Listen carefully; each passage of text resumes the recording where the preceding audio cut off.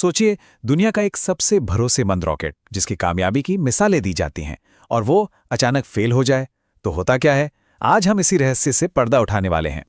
तो ये जो पीएसएलवी है, इसकी कामयाबी की कहानी तो शानदार है, पर जब ये नाकाम होता है तो उसकी सच्चाई वो थोड़ी कड़वी होती है। आज हम इसी के बारे में बात करेंगे कि होता क्या है जब सब कुछ प्लान के हिसाब से नहीं जाता।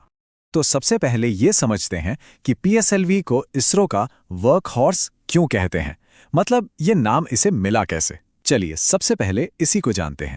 सीधे सीधे शब्दों में कहें तो पीएसएलवी इसरो का वो सुपर भरोसेमंद रॉकेट है जिसका काम है सैटेलाइट्स को पृथ्वी के ध्रुवों के ऊपर एक खास ऑर्बिट में पहुंचाना। अभी ऑर्बिट इतनी खास क्यों है? क्योंकि यहां सैटेलाइट्स हमेशा सूरज की रोशनी में रहते हुए पृथ्वी का चक्कर लगा पाते हैं। आप देखिए, पृथ्वी पर मौसम की जानकारी से लेकर हमारी सीमाओं पर नजर रखने तक भारत के कितने ही जरूरी मिशंस इसी पीएसएलवी के कंधों पर टिके हैं। तो आप अंदाजा लगा सकते हैं कि ये कितना ज्यादा जरूरी है। लेकिन सवाल यह है कि जब इतना जरूरी मिशन फेल होता है तो होता क्या है? और यकीन मानिए ये बिल्कुल वैसा नहीं होता जैसा हम और आप फिल्मों में देखते हैं। तो असल में एक रॉकेट फेलियर दिखता कैसा है? क्योंकि हमारे दिमाग में तो बस आग और बड़े बड़े धमाकों की तस्वीरें आती हैं, है ना? पर असलियत वो कुछ और ही है। हाँ, तो हम सब यही सोचते हैं कि रॉकेट लॉन्च पैड पर ही एक आग का गोला बन जाएगा, जोरदार धमाका होगा। लेकिन हकीकत में ज्यादातर फेलियर्स अंतरिक्ष की खामोशी में होते हैं।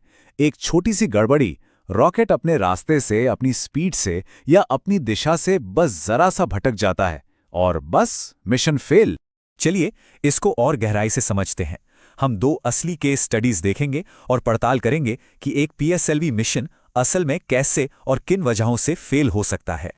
अब किसी भी फेलियर की जड़ तक पहुंचने के लिए हमें पहले पीएसएलवी की उड़ान के इन 4 स्टेज को समझना होगा। सोचिए, ये 4 अलग अलग पड़ाव हैं। हर स्टेज का अपना एक खास काम है और गड़बड़ी इनमें से किसी भी मोड़ पर हो सकती है।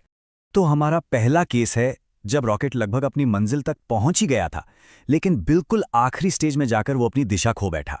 तो हुआ क्या? ये फेलियर उड़ान के सबसे जरूरी यानी चौथे और आखिरी स्टेज में हुआ। रॉकेट का जो दिमाग है, उसका गाइडेंस सिस्टम, उसने गलत एंगल कैलकुलेट कर लिया। नतीजा, रॉकेट अपने तय रास्ते से बस थोड़ा सा झुक गया और वेलोसिटी वेक्टर गलत दिशा में पॉइंट करने लगा। बस इतनी सी चूक से सैटेलाइट गलत एंगल या गलत स्पीड पर रिलीज हो गया। Mission fail. और देखिए, खुद इसरो ने भी अपने ऑफिशियल स्टेटमेंट में यही कहा कि मिशन लॉन्च तो नॉर्मल था, लेकिन आखिरी स्टेज में वेलोसिटी और एटीट्यूड में तालमेल नहीं बैठ पाया और मिशन फेल हो गया। मतलब ताकत थी पर कंट्रोल नहीं था। तो ये तो हुई गाइडेंस की बात। अब देखते हैं एक दूसरा सिनेरियो। यहां प्रॉब्लम दिमाग की नहीं, बल्कि रॉकेट की अपनी ताकत की थी, जो बीच रास्ते में ही कम पड़ गई। इस फेलियर के पीछे जो तकनीकी वजह थी उसे कहते हैं चेंबर प्रेशर ड्रॉप। अब इसका सीधा सा मतलब ये है कि सॉलिड रॉकेट मोटर के अंदर जो प्रेशर बनना चाहिए था वो अचानक से कम हो गया, और जब प्रेशर कम हुआ तो जाहिर है थ्रस्ट यानी धक्का भी कम हो गया।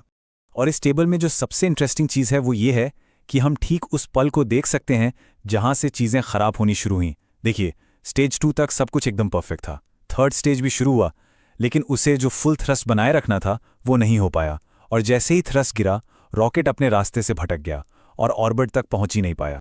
तो एक मिशन जब फेल होता है तो इसका मतलब सिर्फ एक रॉकेट का नुकसान नहीं होता, इसका असर बहुत गहरा और बहुत दूर तक जाता है। 16, जी हाँ, 16 सैटेलाइट्स।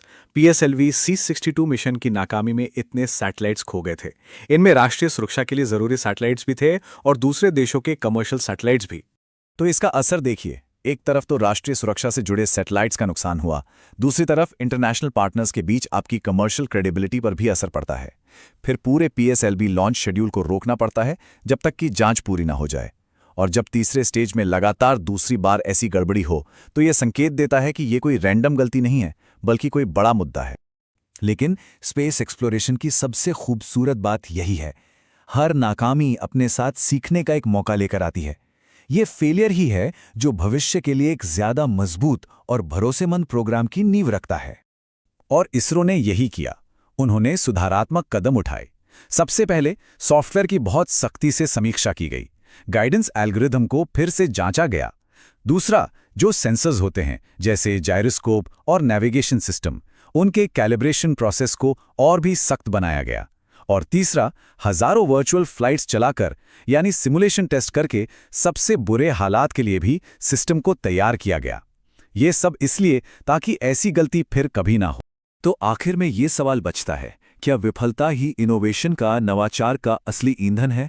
क्या अंतरिक्ष की इन ऊंचाइयों को छूने के लिए नाकामी ही वो असली फ्यूल है जो हमें आगे बढ़ाता है? शायद हर गलती हमें सितारों के थोड़ा और करीब ले जाती है।